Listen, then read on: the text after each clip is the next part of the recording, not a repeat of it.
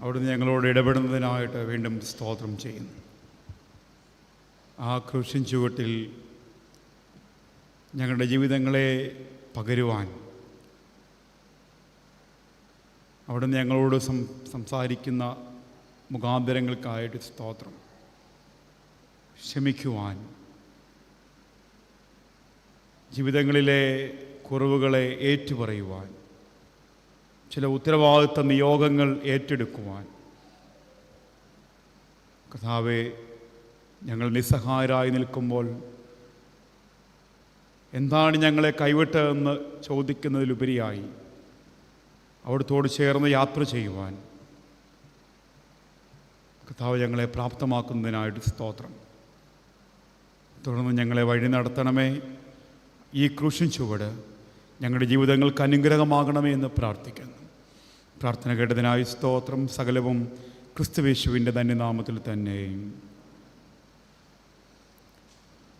വിശുദ്ധ യോഹന്നാൻ എഴുതിയ സുവിശേഷം 19-ാം അധ്യായം 28-ാം വാക്യം. എനിക്ക് ദാഹിക്കുന്നു. യേശു കർത്താവിൻ്റെ മനുഷ്യത്വത്തെ വെളിപ്പെടുത്തുന്ന രംഗമായി മാറുകയാണ്. ക്രൂശിൽ മരിച്ച യേശു കർത്താവ് ദൈവപുത്രനാണെന്നും വാസ്തവം പോലെ മനുഷ്യപുത്രനാണെന്നും കൂടെ ഇവിടെ ഓർമ്മപ്പെടുത്തുകയാണ്. തൻ്റെ മരണത്തിന് ചില നിമിഷങ്ങൾക്ക് മുമ്പ് കർത്താവ് ഉരുവിട്ട വാക്കുകളാണ്. ഇവിടെ എനിക്ക് ദാഹിക്കുന്നു എന്ന് വിശുദ്ധ യോഹന്നാൻ മാത്രമാണ് രേഖപ്പെടുത്തിയിട്ടുള്ളതെങ്കിൽ മത്തായി സുവിശേഷത്തിലേക്ക് വരുമ്പോൾ ദാഹത്തെക്കുറിച്ച് പറയുന്നില്ല എങ്കിലും പുളിച്ച വീഞ്ഞ് നൽകിയതായിട്ട് പറയുന്നു. മർക്കോസ് സുവിശേഷത്തിലേക്ക് വരുമ്പോൾ വീഞ്ഞ് നൽകിയെങ്കിലും യേശു അത് കുടിച്ചില്ല എന്ന് വായിക്കുവാനായിട്ടും സാധിക്കുന്നു. ഇവിടെ തൻ്റെ ദാഹം യേശു കർത്താവ് പ്രകടമാക്കുന്നതിലൂടെ തന്നിലുള്ള മാനവത്വത്തെ വെളിവാക്കുന്നതിനൊപ്പം താൻ ഈ ലോകത്തിലേക്ക് വന്നത് എന്തിനാണ് എന്ന് പരസ്യമായി പ്രകടമാക്കുകയാണ്. മരുഭൂമിയിലൂടെയുള്ള യാത്രയിൽ ഇസ്രായേൽ മക്കൾക്കുണ്ടായ ദാഹം അത് ജീവൻ നിലനിർത്താൻ വേണ്ടി ആയിരുന്നെങ്കിൽ പുറപ്പാട് പുസ്തകം 17-ാം അധ്യായം വായിക്കുമ്പോൾ കാണുവാൻ സാധിക്കുന്നു. ഇവിടെ യേശുവിൻ്റെ ദാഹം നമ്മുടെ ജീവൻ നിലനിർത്തുവാൻ വേണ്ടിയാണ്. വടികൊണ്ട് മോശ പാറയെ അടിച്ചപ്പോൾ അതിൽ നിന്ന് ജീവന്റെ അടിസ്ഥാനമായ ജലം പുറപ്പെട്ടതുപോലെ തൻ്റെ ജീവൻ യാഗമായി അർപ്പിക്കുമ്പോൾ അത് കണ്ടെങ്കിലും കല്ലായുള്ള ഹൃദയങ്ങളെ ജീവന്റെ ഉറവാക്കി മാറ്റണമെന്ന് യേശു കർത്താവ് ഈ ദാഹത്തിലൂടെ നമ്മോട് സംവേദിക്കുകയാണ്. ആവർത്തന പുസ്തകം 8-ാം അധ്യായത്തിലേക്ക് വരുമ്പോൾ ഇസ്രായേൽ മക്കളുടെ ദാഹം മോശ മരുഭൂമിയിലൂടെ ശമിപ്പിക്കുന്നത് ന്യായപ്രമാണത്തെ നീ മറക്കരുത് എന്നുകൂടെ ഓർമ്മിച്ചുകൊണ്ടാണെങ്കിൽ യേശുവിൻ്റെ ദാഹവും ന്യായപ്രമാണത്തെ നാം മാറോട് അണയ്ക്കണമെന്ന വെല്ലുവിളിയോടുകൂടിയാണ്. തൻ്റെ ജീവനെ കുരിശിൽ എത്തിച്ചപ്പോൾ തങ്ങൾ വിജയിച്ചു എന്ന് കരുതിയവരെ അവർ തൃപ്തി വരാത്തതിൻ്റെ പിന്നാലെയാണ് പോകുന്നതെന്ന് മുന്നറിയിപ്പ് നൽകുകയാണ്. അവർ ജീവന്റെ ഉറവയായ തന്നെ ഉപേക്ഷിച്ച് ചില പൊട്ടക്കിണറുകൾ തേടിയാണ് യാത്ര ചെയ്യുന്നതെന്ന് ഓർമ്മപ്പെടുത്തുകയാണ്. യേശുവിൻ്റെ ദാഹം ഒരു സമകാലിക ദർശനത്തിൽ ചിന്തിച്ചാൽ അതിന്നും ഒരു വെല്ലുവിളിയായി നിലനിൽക്കുകയാണ്. നാം മറന്ന ദൈവത്തിൻ്റെ സ്നേഹത്തിലേക്ക് നാം തിരികെ ചെല്ലണമെന്ന യേശു കർത്താവിൻ്റെ ആഗ്രഹം. നാം മറന്നുപോയ ക്രിസ്തുവിൻ്റെ സ്നേഹം നമ്മുടെ സമ്പത്തുകളുടെ നടുവിൽ, നമ്മുടെ കഴിവുകളുടെ നടുവിൽ, നമ്മുടെ കുടുംബ പാരമ്പര്യങ്ങളുടെ നടുവിൽ, നമ്മുടെ ജ്ഞാനങ്ങളുടെ നടുവിൽ, നമ്മുടെ ജീവിതത്തിൻ്റെ വിജയങ്ങളുടെ നടുവിൽ നാം മറന്നുപോയ ക്രിസ്തുവിൻ്റെ ദാഹം, ക്രിസ്തുവിൻ്റെ സ്നേഹം ഇന്ന് വീണ്ടും വീണ്ടും എന്നെ നിങ്ങളെയും ഓർമ്മപ്പെടുത്തുകയാണ്. നമ്മൾ ആലോചിച്ച് നോക്കിയാൽ ഓരോ വർഷവും നമ്മൾ ഈ ചിന്തകൾ ധ്യാനിക്കുമ്പോൾ,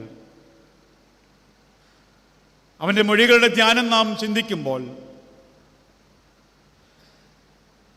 ഇത് കഴിഞ്ഞുള്ള ദിനങ്ങൾ, മുമ്പോട്ടുള്ള ജീവിതങ്ങൾ നാം എപ്രകാരം ജീവിക്കുന്നുവെന്ന് ഞാനും നിങ്ങളും ആലോചിക്കണം.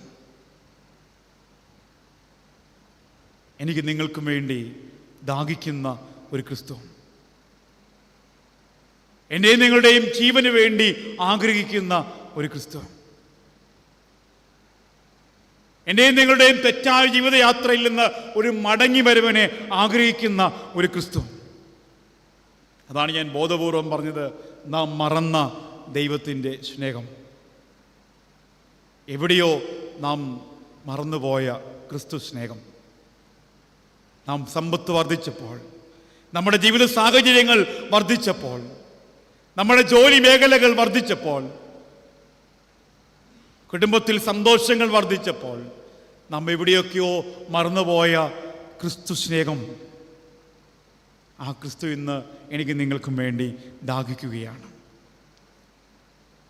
തന്നെ ഒറ്റിക്കൊടുത്ത യൂദയെയും, തന്നെ തള്ളിപ്പറഞ്ഞ പത്രോസിനെയും, തന്നെ ഉപേക്ഷിച്ച് കടന്നു കളഞ്ഞ ശിഷ്യന്മാരെയും നേടുവാനായി യേശു ദാഹിച്ചുവെങ്കിൽ, ഇന്ന് പല സ്വഭാവങ്ങൾക്ക്, പലതിന് അടിമപ്പെട്ടു പോയ നമ്മെ നേടുവാൻ അവൻ ദാഹിക്കുന്നു. ഇന്ന് പലതിലും അടിമപ്പെട്ട് ഞാനും നിങ്ങളും ജീവിക്കുന്നെങ്കിൽ, നമ്മുടെ മടങ്ങി വരവിന് വേണ്ടി ദാഹിക്കുന്ന ഒരു ക്രിസ്തു, പിന്നീട് തന്നെ ശിഷ്യന്മാർ വിശ്വസ്തരായി മാറിയതുപോലെ നമ്മിലും ഒരു മാറ്റമുണ്ടാകണം. യേശു കർത്താവ് തൻ്റെ ദാഹത്തിൽ തൻ്റെ പിതാവിനോടുള്ള വിധേയത്വത്തെ പ്രകടമാക്കുന്നത് പോലെ നാമും ദൈവത്തോട് വിധേയരായിരിക്കണം. ഞാൻ ഓർപ്പിച്ചല്ലോ, മറ്റൊന്നിലും നാം ആശ്രയിക്കേണ്ട ആവശ്യമില്ല. ഈ ദൈവത്തിൽ മാത്രം വിധേയപ്പെടുവാൻ, അവനിൽ മാത്രം ശരണപ്പെടുവാൻ, നമ്മുടെ നിസ്സഹായതകളെ മാറ്റുവാൻ അവന് മാത്രമേ സാധിക്കുകയുള്ളൂ. അങ്ങനെയെങ്കിൽ ക്രൂശിലെ 5-ാം മൊഴി എനിക്ക് ദാഹിക്കുന്നു. യേശുവിൻ്റെ ദാഹം നമ്മെ നേടുക എന്നുള്ളതാണ്. നമ്മുടെ മടങ്ങി വരവാണ്, നമ്മുടെ സമർപ്പണമാണ്. ഇന്ന് പകൽ നമുക്ക് നമ്മെ സമർപ്പിക്കുവാൻ സാധിക്കുമോ? അവന് മുമ്പിൽ വിധേയപ്പെടുവാൻ സാധിക്കുമോ? നമ്മിലെ എല്ലാ പാപങ്ങളെയും മാറ്റിവെച്ചുകൊണ്ട്, നമ്മുടെ എല്ലാ ചിന്തകളെയും മാറ്റിവെച്ചുകൊണ്ട് അവൻ്റെ ദാഹത്തിന് മുമ്പിൽ നമ്മെ വിധേയപ്പെടുത്താം. കർത്താവേ, അങ്ങിൽ നിന്ന് അകന്നു പോയിട്ടുണ്ട്, അങ്ങിൽ നിന്ന് അകന്ന് യാത്രകൾ ചെയ്തിട്ടുണ്ട്. ഞങ്ങൾക്ക് സ്വയമേ ചിലതൊക്കെ നേടുവാൻ സാധിക്കുമെന്ന് ഞങ്ങൾ വിചാരിച്ചു പോയിട്ടുണ്ട്. ഞങ്ങളുടെ സമ്പത്തും ഞങ്ങളുടെ കഴിവും ഞങ്ങളുടെ വിദ്യാഭ്യാസവും ഞങ്ങളുടെ ജോലി മേഖലകളും ഒക്കെ ഞങ്ങളെ എവിടെയൊക്കെയൊക്കെ എത്തിക്കുമെന്ന് ഞങ്ങൾ വിചാരിച്ചു പോയിട്ടുണ്ട്. കർത്താവേ, ഞങ്ങൾ ഇന്ന് വിധേയപ്പെടുന്നു. ഞങ്ങളങ്ങേ തിരിച്ചറിയുന്നു. ഇവിടെ യൂദയെ പോലെയും പത്രോസിനെ പോലെയും ശിഷ്യന്മാരെ പോലെയും ഒക്കെ ഞങ്ങൾ അകന്ന് യാത്ര ചെയ്തിട്ടുണ്ട്. കർത്താവ്, ഇന്ന് ഞങ്ങൾ മടങ്ങി വരുന്നു. ഞങ്ങളെ സ്വീകരിക്കണമേ. ഞങ്ങൾ അവിടുത്തെ സന്നിധിയിൽ വിധേയപ്പെടുന്നു. ഞങ്ങളെ സ്വീകരിക്കണമേ. പ്രാർത്ഥിക്കുവാൻ സാധിക്കുമോ? എനിക്ക് നിങ്ങൾക്കും വേണ്ടി ദാഹിക്കുന്ന ക്രിസ്തു, നമ്മുടെ മടങ്ങി വരവിന് വേണ്ടി ദാഹിക്കുന്ന ക്രിസ്തു, നാം എപ്പോഴോ മറന്നുപോയ ക്രിസ്തുവിൻ്റെ സ്നേഹം ഇന്നെന്നെ നിങ്ങളെയും തേടി വരുന്നു. ഈ വചനം നമ്മുടെ ജീവിതത്തോട് ഇടപെടട്ടെ, നമ്മുടെ ജീവിതങ്ങളിൽ ക്രിയ ചെയ്യട്ടെ. അതിന് ദൈവത്തിൻ്റെ പരിശുദ്ധാത്മാവ് എന്നെ നിങ്ങളെയും സഹായിക്കട്ടെ. ആമേൻ.